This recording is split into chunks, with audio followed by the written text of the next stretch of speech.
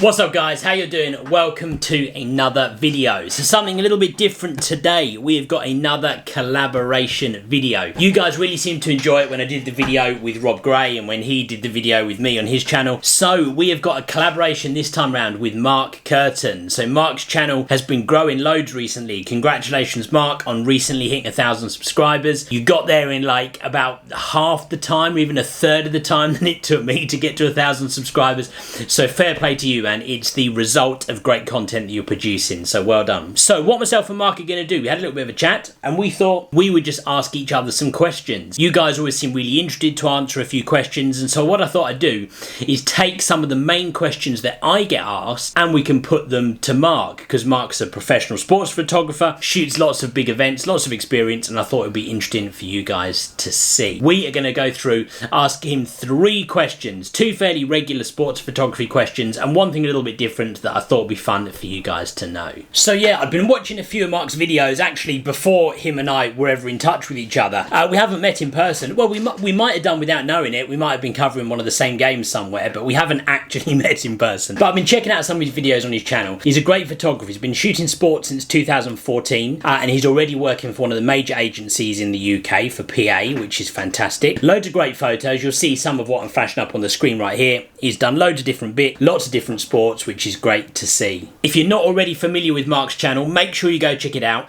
I'm going to link it at the end of this video and I've also put it in the description right here as well. So either way, it's easy for you to find it. Make sure you go and check it out. So with these 3 questions, we've fired them both to each other. We totally decided what each other's questions were going to be. We haven't done the same questions. Well, we might have done the same questions because I haven't seen his questions yet and he hasn't seen mine. So who knows? Maybe we'll accidentally have the same questions, but I doubt it. I've got 3 good questions for him. Going to go through those and get ready. So let's fire up this first question. So Mark, first question coming your way, a question which I get asked all the time, so I thought it'd be interesting to hear what your answer is to the same question, and that's how did you get started in sports photography? How did you first get into it? What were you shooting first?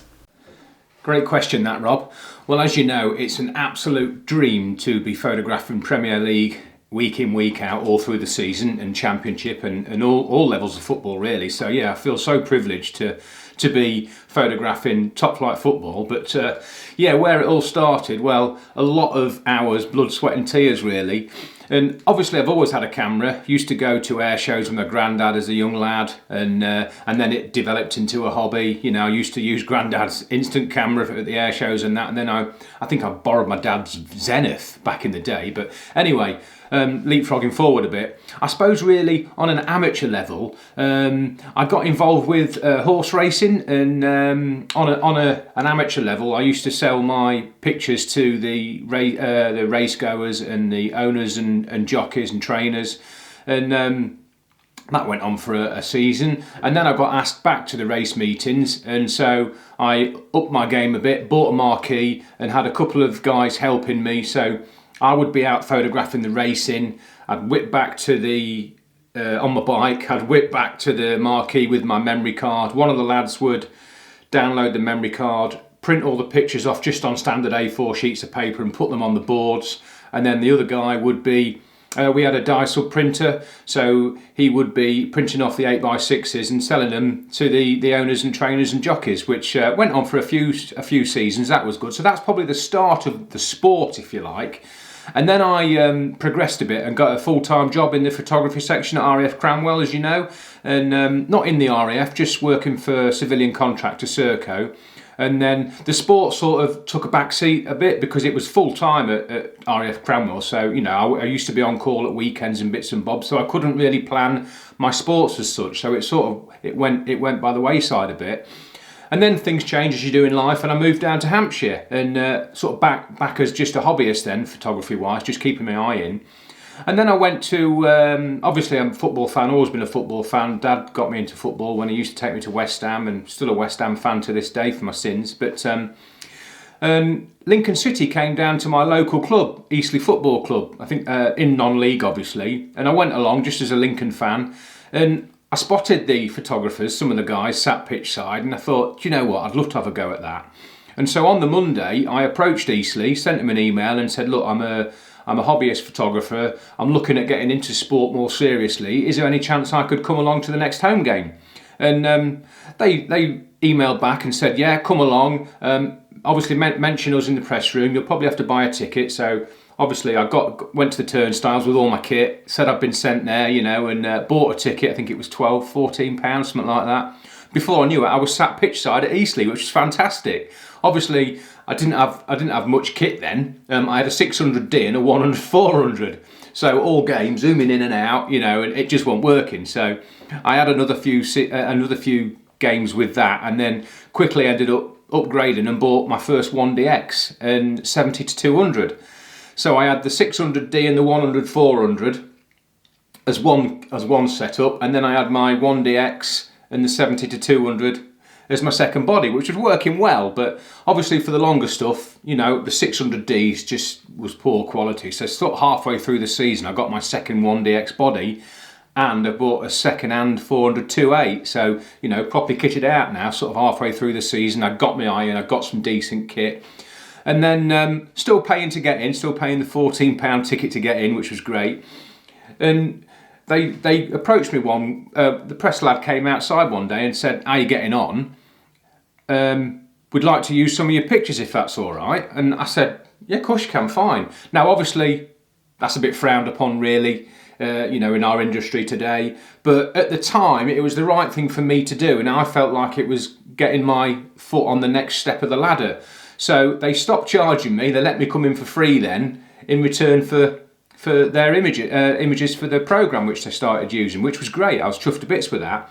So it was a case of you scratch my back, I'll scratch yours, really. I was getting in for free. I was getting good experience at quite a good class of football. And so I was getting my eye and getting the experience, and they were getting the images. And that was back in 2014. So that's where it all started, really. And then at the end of that season, I bought a third body. I bought my 7D Mark II, and I got a wide angle 17-40 f4. And I had a decent set of kit then. And obviously the season finished, and it came to the summer, and I thought, right, I've got to carry on this momentum. So joined Action Plus. I sent an email to quite a few different agencies, managed to get in with Action Plus on commission, obviously, so which was great. They let me pick and choose my games, and the first game I went to was Portsmouth, and this image here of my kit pitch side at Portsmouth, really proud of that day, and still remember it great to be at Portsmouth. And then it quickly progressed. They let me go into London, and Arsenal, Spurs, Chelsea. I could pick and choose where I wanted to go because I was on commission. So I travelled into London quite a lot. Got a lot of other sports in as well. Cricket, snooker, tennis, rugby. I covered all sorts. So I ended up being at Action Plus for 3 years and really built a really strong portfolio, and which was fantastic. I can't thank him enough, really. All on commission, obviously, but building that portfolio as I went along. And then back in 2017, I approached PA to see if they wanted anyone down on the South Coast area, and as luck would have it, they took me on. So that's where I am today. And like I said at the start, I feel so fortunate and so privileged to be doing Premier League. It really is a dream job, so a dream come true, really. And so that's how it all started. So initially amateur horse racing back in sort of mid-2000s, and then later on, obviously going to Eastleigh, and that's where it all kicked off, really. Yeah, so job's a good one.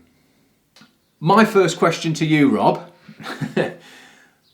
Who is the best sporting personality you have photographed, and why? Now, it could be, you've had a goal celebration come right on top of you, and you've got, a cracking frame of one of the players, or again, in your basketball, you've got some good players' portfolios or something, or you've spent some time with a particular player, or managers, so yeah. Who is your favourite sports personality that you have photographed, and why? Cool, that's a good question, man. That's a real good question. So, I think it would be very easy for me to say some of the Surrey Scorchers players, because I've worked with them for quite a long time, especially Teo, who's their captain, Teo Ogundembe, who I've photographed for, I think, sort of 5 years now since the franchise was founded. He was one of the first players there. I've photographed him and his family and like with his kids after the game, and you know, that's been real cool, because I saw like his eldest son, I saw when he was like a baby just born, and now he's at least 5 years old. So you know, that's been real cool, and lots of good photos of him along the way. So that would be very easy for me to just pick him, I suppose. But when I'm looking a bit more at the actual like personality of the players, not somebody who I know or have any kind of personal relationship with, player who I love to photograph is Alexander Mitrovic at Fulham, and that's just because he has so much passion. When he scores a goal, there are very few players who run towards the corner with that level of expression and passion in their face. And luckily, sometimes he'll run my way to the corner where I'm sat. Sometimes he'll go the other way, and when he goes to the other corner, I'm a little bit less of a fan. But when he comes towards me, it's awesome. And that passion he has, he's screaming, he's getting his teammates involved. Whether it's him that scored or one of his teammates, it doesn't seem to matter to him, which is great to see. And even after the celebration is done and dusted and the players are all heading back to the centre, he's the one who's still turning around, and he's like, you know, screaming at the fans and grabbing his chest and his heart and the badge, and that's really good to see. That level of passion and that level of personality you don't always see from footballers, and especially, you know, it sometimes it gets him in a little bit of trouble, sometimes, you know, he gets a little bit agitated about stuff, but that's all part of it, right? And when you get those photos of those kinds of celebrations, those tend to be the best sports photos, and so it's awesome that he has provided quite a few of those for me along the way. And that passion and that personality that he has, he would have to be the player that I would pick. That's a good question, man. I like that. Nice. Right, Mark, let's get one of these questions warmed up for you. Let's go. So, Mark, second question coming your way, and that is, what is the favourite event of yours that you have ever photographed? What's the best thing you've done? Which did you enjoy the most? What is the best event that you have ever photographed? Great question, that, Rob. So, as you know, feel so privileged to do, you know, to work at Premier League, Championship games most weekends, which is absolutely, I feel so lucky, so fantastic to be able to have the chance to work, you know, in the top flight football.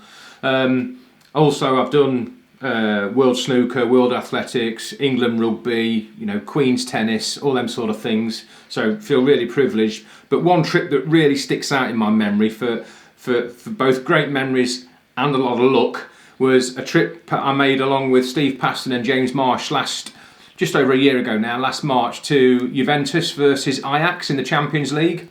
So we travelled across on the Tuesday morning. It was a 4-day trip, because after the Juve versus Ajax game, we took a 6-hour train journey down to Naples to do Napoli versus Arsenal. So a great trip overall, but I just want to talk about the Juve game. So obviously, really excited, because what comes with Juventus, Ronaldo. And having not been in sports photography seriously back when Ronaldo was at Manchester United, never photographed him, never seen him. So I approached the game with a bit of a one-track mind, really, which was a bit unprofessional, but Ronaldo, get loads of stuff of Ronaldo. But anyway, so as you can see from this video here, we were about 25th, probably 30th in the queue. Got to the ground, I think we got to the ground 4 hours early, and to be told we weren't going to be let in the ground until 2 hours to go till kick-off, which was a bit of a pain, but never mind, we were there, so that was the main thing. So yeah, we were about 25th, 30th in the queue. Really excited, just looking at the ground, you know, having never been there before, having never experienced European football. I was buzzing, you know, really was buzzing. And there's a bit of video here of us walking into the ground, just only on the phone, just having a quick look round, you know, really excited for the game to get kicked off. So obviously the ground was filling up just there with the fans. So the ironic thing was, and when I said I was lucky, because we were sort of 25th, 30th in the queue, by the time we'd got our passes, obviously we were 30th odd photographer to make it onto pitch side. So there was only a couple of tight spots left for James and for Steve for the Juventus attack first half. So I made my way, I said, okay lads, I'll go the other end, doesn't matter, you know, we don't have to stick together. I'll go the other end and do Ajax attack first half, see how we get on. And as it happened, it was the away end as well, so I had the Ajax fans behind me, which was another bit of luck. And then, lo and behold, Ajax won the toss and swapped ends. So I ended up having Juventus attack first half. So all of a sudden it was like, oh yes, I'm going to get loads of Ronaldo in the first half now, so definitely going to be able to photograph him. You know, he could have got injured or something halfway through the first half and I wouldn't have had him attacking me at all. So that was the first bit of luck. I've got some images lined up here, so we'll just go through these. So obviously all the fans love Ronaldo. Wherever he goes, he's a number one, isn't he? So, and this was the image, the first image I shot of Ronaldo through the lens. I'm thinking, come on, yes, just coming out to warm up, you know, so fantastic. And proper buzzing now. And obviously, nice close up when just after they'd been singing the national anthem in their rows. And then this image here, the atmosphere was absolutely phenomenal. And it just brings me on to another bit of video. Now, obviously, I've walked around from where I'm sitting for the first half and getting ready for manager's handshake and whatever usually goes on at the dugout. And as the team sheet was being read out for the Juventus, the one cheer in unison after every player's name was absolutely fantastic. Don't look at the footage so much, just listen to the sound. I quickly pressed record on my phone late on through the team sheet, and so this bit of video is more for the sound than anything, but I'll just play it now and you'll get what I mean. Everyone cheering at one go. It's something I've not heard before. We all see it on telly, all the European games and how the fans react, but yeah, so I'll just play this now. Numero 23. Numero 24. Daniele. Numero 33. Federico. Forza!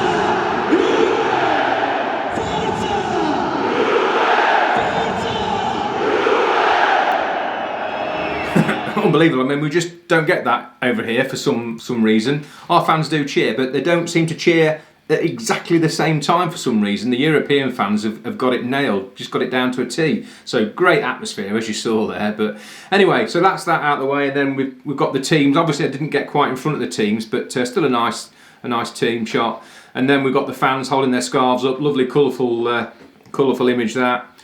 Now, obviously, with it being Ronaldo, I had several composed images in my mind of what I wanted to get, what I wanted to come away with Ronaldo-wise. It just never happened. You know, some of them games where you make plans to get images and it just doesn't come to you. So I never really got a cracking image of Ronaldo during play, unfortunately. But again, this one here, making a nice tackle, but you know, blocked. So nothing special really. But anyway, so the first bit of luck, as I mentioned earlier, was that I got Juventus first half.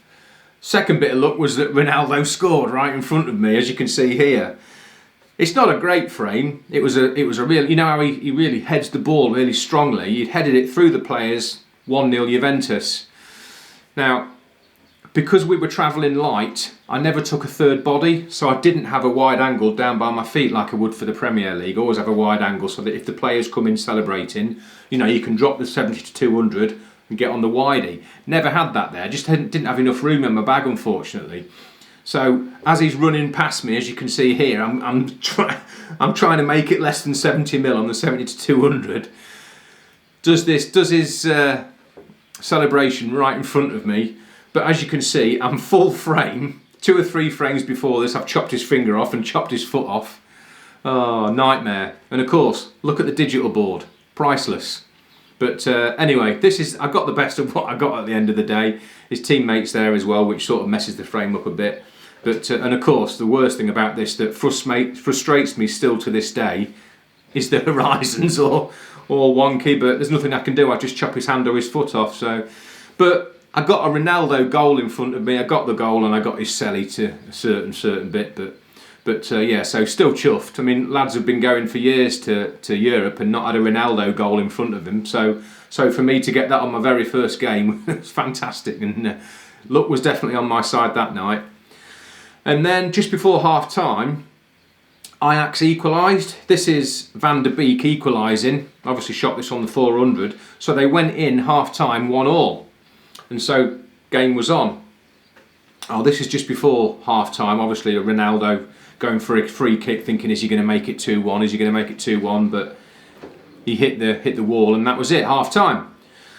So second half, I had Ajax, who went in at half time, all fired up. So I had the Ajax attack second half, and lo and behold, late into the second half, De Ligt here made it 2-1 Ajax. So the underdogs are leading, and it's like, wow, I can't believe this is happening. Not only have I got a Ronaldo goal, but I've also now got the underdogs goal and a Selly my end, which is fantastic. And then obviously Ajax went on to win 2-1, underdogs won. And this is not a great frame, but this is Ronaldo looking a bit dejected. Of course, as soon as full time hit, I went on the 400 looking for Ronaldo to get some dejection, as you do.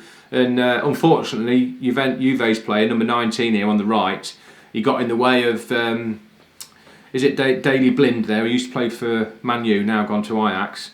So he's celebrating, and you got Ronaldo looking a bit dejected, but it's a nothing frame really, unfortunately. Just backdrop's not very nice. And then obviously you've got De Ligt here celebrating with his teammates at full time.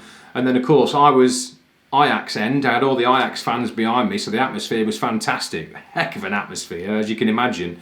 And then all the players came over at full time celebrating. Some cracking frames of the Ajax fans going absolutely mad, all taking their shirts off. Heck of a night, heck of an atmosphere. And yeah, so up till now, that is, I don't know. The next game I'll photograph to beat that. You know, going to Europe, Italy, heck of an experience. And I say, then we went on to Naples to do Napoli versus Arsenal, another great game. But yeah, so in answer to your question, a bit of a long-winded one with all these images going through them. But yeah, best event so far, best game, Ajax away to Juventus, and a Ronaldo goal, a Ronaldo Selly, and then the underdogs winning, and I got it all really that night, so really lucky, and a memory that'll stay with me forever. Right, question number 2, Rob. Talking kit. I know a lot of us, well I know I do, study and read a lot on what is the best kit, what kit not to get, etc, etc. If you were asked to travel light, or you were forced to travel light, and you're looking in your kit bag, what would be your lens of choice? If you could only take one lens out, which lens would you pick and why? Cool, that's another good question. And I think, now it's funny, right? Those of us who photograph, anything, not just sports, anything, at a fairly frequent level or a fairly high level or quite often, would probably argue that every bit of kit we have got in our bags is absolutely essential. I know I certainly say that to Mrs. Sandals when I'm explaining why we need to get something extra or I need to buy something new. I don't think she believes me any more than I believe myself, but you can argue that so much of what's in your bag is the one most important thing, right? Of course, I'd always say it's essential to have more than one camera, so you've got some kind of backup, and that's true. You could certainly say that it's essential to get your 300 lens or your 400 lens, or maybe even something longer like a 500 lens for a lot of sports, because you need that distance to be able to get out there and shoot the action on the pitch. But if I was just picking one, and now I've actually done a video before now to say like what is the one lens you should buy for shooting sports, and it would be wrong of me to go against what I said in that video, and actually I wouldn't go against what I said in that video. I think that's absolutely the right answer, and that is the 70-200 lens. Ideally an f2.8, but look, if your budget doesn't stretch to that, the 70-200 f4 of course is still a good way to go. But for me, my 70-200 f2.8 absolutely would be the one lens. Now I think with that, yeah, fine, it's not the best for shooting right down pitch in a football game, for example, but so many of the great football photos are the celebrations running towards you, the goal going in, and quite often those are a lot closer to you. They're at your end of the pitch, and that's when you are generally using your 70-200 lens. And I think that lens paired with a DSLR, yeah, great, ideally a 1DX or something like that, but in reality any DSLR, you could go and get some decent sports photos. It would be fine for indoors. You could shoot loads of basketball, volleyball, all kinds of indoor sports on a 70-200. I've used that 70-200 to shoot, got loads of indoor sports. Netball I've shot with that lens, and certainly some of my best football photos have come from that lens as well. So I would say if I were just picking one, it would have to be the 70-200 lens, because that probably is the lens that I use the most. I would say I take more photos with that lens, even more so than I do with my longer telephoto lens at a typical sports event. Maybe at football it might be a bit more evenly spread, but certainly at a lot of the other events I do, especially the basketball, I hardly ever use my 300 for that. That would be like 80% on my 70-200, and then the rest of it would be on something wider than that. That's a good question. That's certainly got me thinking, but I'm pretty confident with the answer. I think that is definitely the way that I would go.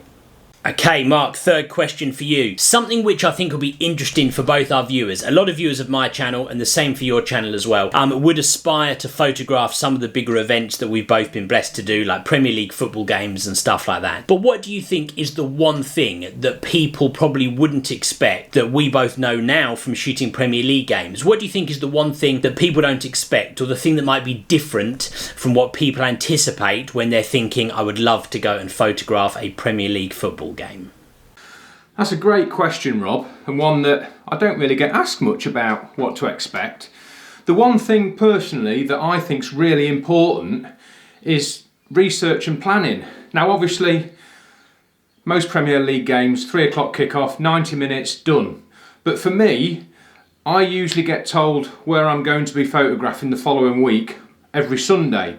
So as soon as I get my shifts in, straight away I'll nip online and see what's occurring. And we're talking, Monday. So Monday through Friday night, I'll be keeping an eye online. Say I've got Bournemouth. I usually do Bournemouth or Southampton, usually, occasionally Brighton, which works great for me on the south coast. So, it'll alternate. So I'll say I've got Bournemouth Wolves comes through on the email. All through the following week, leading up to the game, I'll be keeping an ear out on TalkSport. I'll be keeping a lookout online, all the various outlets to see if there's any injuries.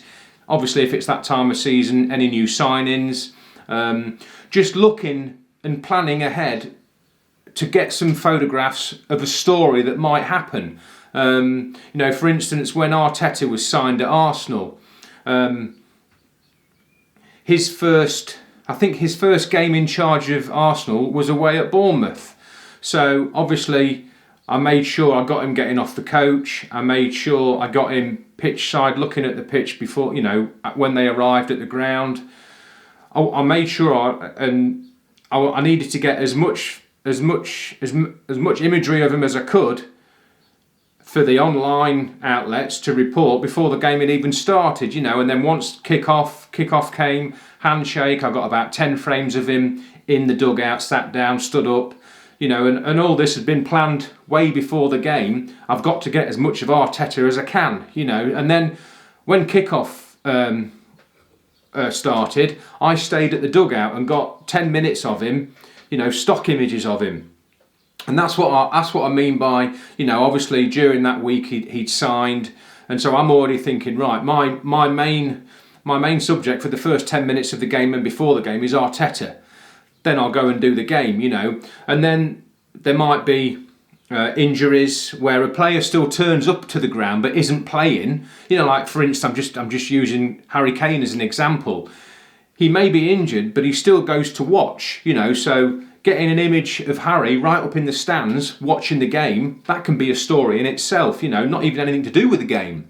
So yeah, it's all about planning and research. So planning what you want to take, because at the end of the day, yes, we're there to cover the game, but we're also there to cover stories that might be going on in the background, So we've got to get as much imagery as we can of as many stories covered as we can, So yeah, I would say primarily it's not just a 90-minute game on a Saturday afternoon or whenever you're taking the pictures. It can be the whole week leading up to that game. You're planning in your head what images you want, how you're going to compose them, So yeah, so that's the main thing I would say with people that perhaps don't think about it that way. And second most important thing really is the time. I mean, most games on a Saturday, you're looking at between 8 and 10 hours. So it takes up the whole of your Saturday or your Sunday or your evening match, whatever it is. Obviously, you're travelling to the ground. You get into the ground 3.5 hours earlier and queuing outside until you're let in. So, I'm lucky that I only really do Bournemouth and Southampton, so they're both about an hour away. So I'll set off home about 8:30, 9 o'clock, get to the ground for 10, 11 o'clock, say, depending on traffic.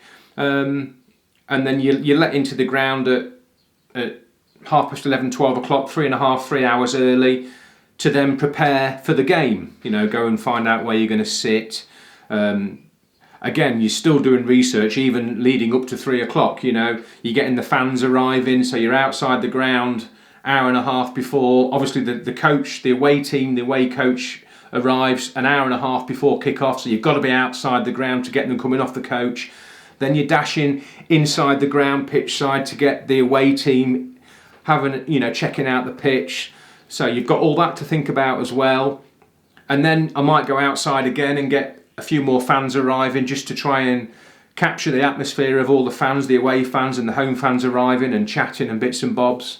And then obviously lead up to the game. Then you're in the game, you've got the 90 minutes then, all the time through the game as well, checking online to see if there's anything that you've missed that you might have an image for. It's always, there's constant things going through your mind. It's not just about photographing the game, always keeping an eye on, even keeping an eye on other games and other scores that's going on, because it's not long, but at the end of the season, when each score is really important to where they end up in the league table, the fans' reactions, say Saints needed a win, and the team below Saints are winning and Saints aren't winning, the Saints fans will cheer on their players, so it's you've got to keep an eye on everything online, other scores, anything that's gone on. It's just, there's so much to think about, and it's all in 90 minutes really.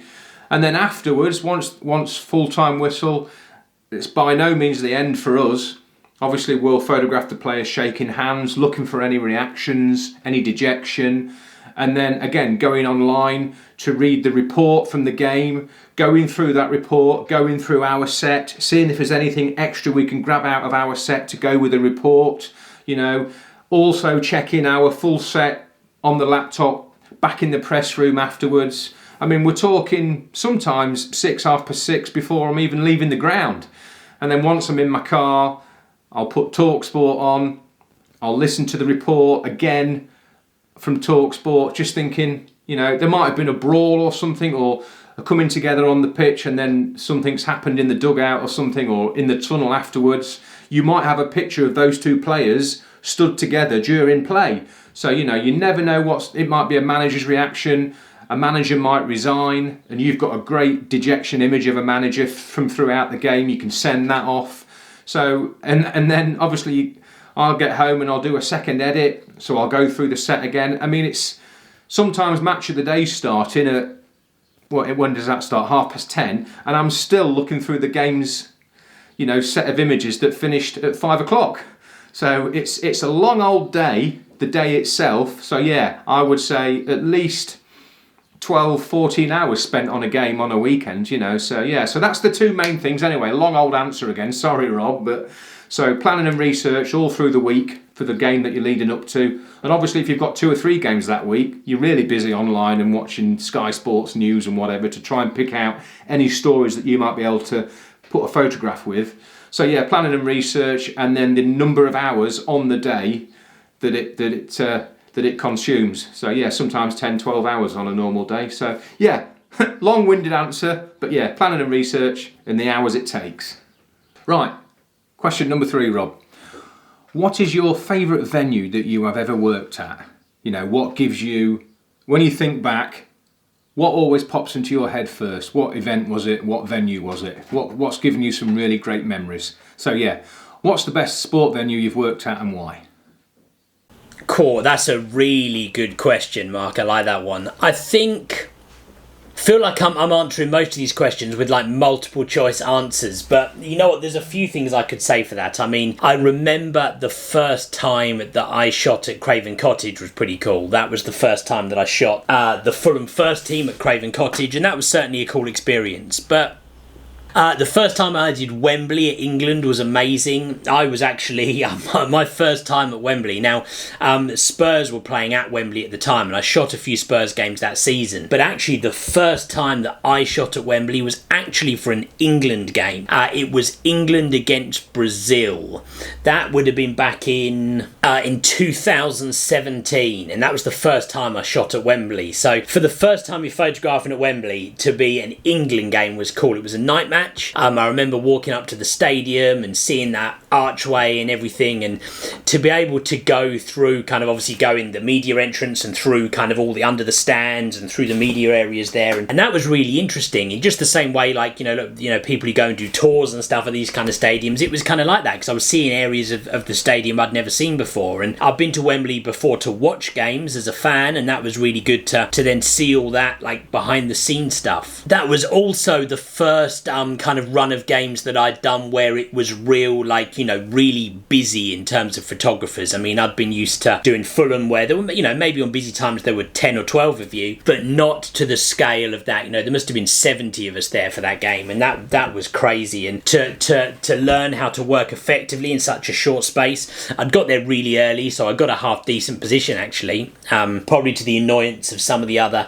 bigger agency guys who were around me, but I'd managed to get a half decent spot. And so, you know, I was there on the end line, not too far from the corner flag. When you get to those high level games, as you all know, Mark, a lot of the corner spots are reserved for like the real high end agencies or like the team photographers and stuff like that. So I couldn't get right into the corner, but I got a pretty decent position, so that was really good. And you know, the that generally that day out at Wembley was great, but that isn't the one that I would pick. The one that I would pick would be the O2 Arena in London. Now, it's a venue I'd photographed before, and I'd photographed basketball there. I did a BBL playoff final, I think 2016 maybe was my first BBL playoff final, and I've done that pretty much every year since then. But the time I'm talking about was the first time that I photographed an NBA game. Now, I started in sports primarily as a basketball photographer, and so to be there photographing the NBA, I kind of felt like I'd made it as a basketball photographer to be photographing that level of basketball. I remember walking out into the arena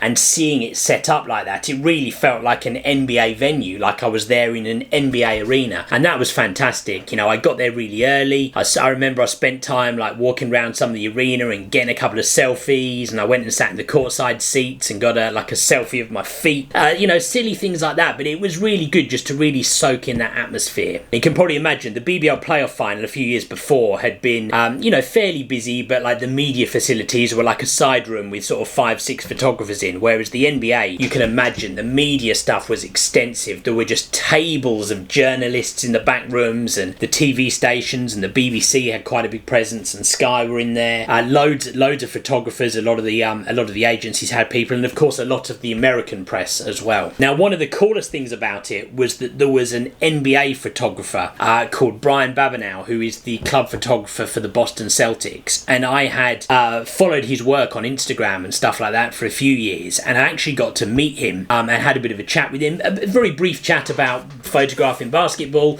you know, but he was a lovely guy. He took the time to chat to me. I told him I'd followed his work for a while on Instagram, which he seemed to really appreciate and thanked me for doing that, and it was really good, you know. So I you know, and it's made me, you know, in terms of the level of photographer I am, I'm small, right? I'm right down there, but you know, those kind of interactions I've had with some of the bigger photographers who I admire like that, it always makes me then think, you know, when people take time to contact me and ask me questions, I always try to really take the time to thank them for doing that, because you know, it means a lot. And the way that Brian, for example, treated me and thanked me and talked to me about some of the work he's done was really cool, and I appreciated that. But that entire experience of photographing the NBA, you know, and to be there courtside, it was one of those occasions where I had to sort of check myself. You know, I was there to do a job, a professional job. I had to make sure I did it well, and it would have been easy for me to get caught up in, whoa, the atmosphere of doing the NBA, you know, but I cracked on. I did it. I'd like to think I did it all right.